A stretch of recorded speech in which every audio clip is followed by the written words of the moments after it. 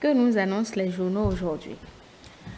C'est toujours un plaisir pour moi d'être en votre présence pour la revue des titres et en présence également de nos chers téléspectateurs qui nous suivent ce jeudi 27 octobre 2022. Nous démarrons cette revue avec l'ouverture de la deuxième session ordinaire de l'année à l'Assemblée nationale. Quelques jours après la clôture de la deuxième session extraordinaire de l'année consacrée au budget de l'Assemblée nationale évalué à plus de 25 milliards de francs CFA, les députés de la 8e législature reprennent le chemin de l'hémicycle ce jeudi 27 octobre 2022 pour le compte de la deuxième session ordinaire de l'année. Il s'agit d'une session qui portera presque exclusivement sur l'étude des dossiers relatifs au budget. Cette session ordinaire, probablement la dernière de cette législature, connaîtra également la présentation du rapport d'activité du président de l'Assemblée nationale couvrant la période du 1er avril au 30 septembre 2022. RAVIP au Bénin, enrôlement ciblé au profit des femmes et écoliers en classe d'examen. Bonne nouvelle pour les femmes bénéficiaires de microcrédits à l'AFIA et les écoliers en classe d'examen. L'Agence nationale d'identification des personnes, ANIP, vient de décider d'une opération d'enrôlement ciblée en leur faveur. La dite opération vise notamment ceux d'entre eux n'ayant pas fait le recensement administratif à vocation d'identification de la population et s'inscrit dans la dynamique d'une plus grande inclusion. Ainsi, des équipes seront déployées dans tous les départements du Bénin du 2 au 30 novembre 2022 pour procéder à leur enrôlement. Décision du Conseil des ministres, il s'agit de la réhabilitation de 64 km de voies d'accès et de traversée à Cotonou. 64 km de voies urbaines d'accès et de traversée seront bientôt réhabilitées et aménagées dans la ville de Cotonou.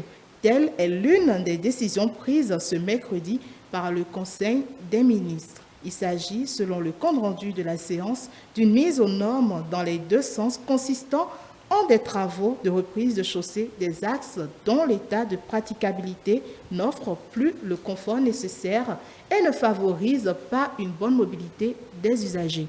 Une fois les travaux terminés, les différents axes retenus seront ainsi portés au standard du projet asphaltage.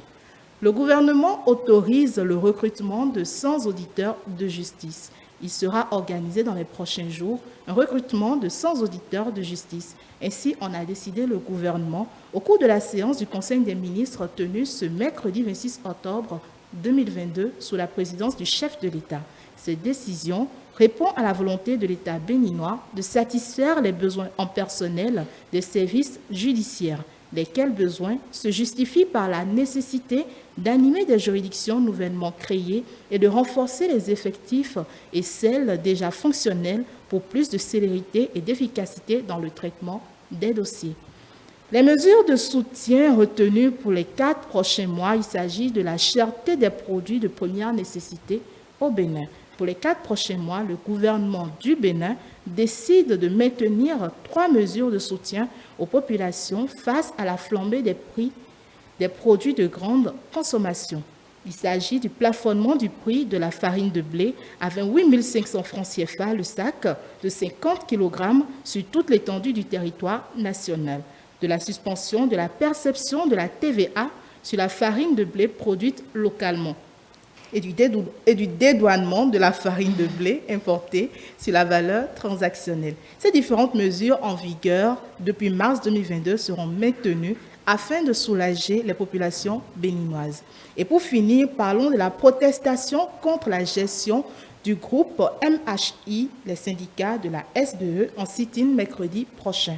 Sauf changement de dernière minute, les organisations syndicales de la Société béninoise d'énergie électrique seront en sit-in le 2 novembre 2022.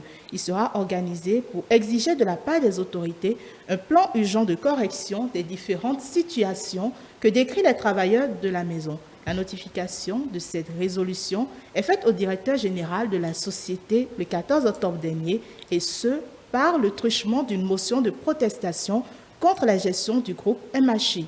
La dite motion fait mention de 17 griffes des syndicats de la SBE. Et voilà, c'est tout pour la revue des titres. Merci à vous, Wichiji. Gbagidi, difficulté d'obtention de quitus fiscal par certains partis politiques à la veille du dépôt des candidatures. Est-ce que cette alerte-là devrait être prise au sérieux? Nous poserons la question à nos débatteurs tout à l'heure dans Ça se discute. Donc, gardez votre position. Dans moins de 5 minutes, vous retrouvez Émeric Okupeli pour le journal du soir.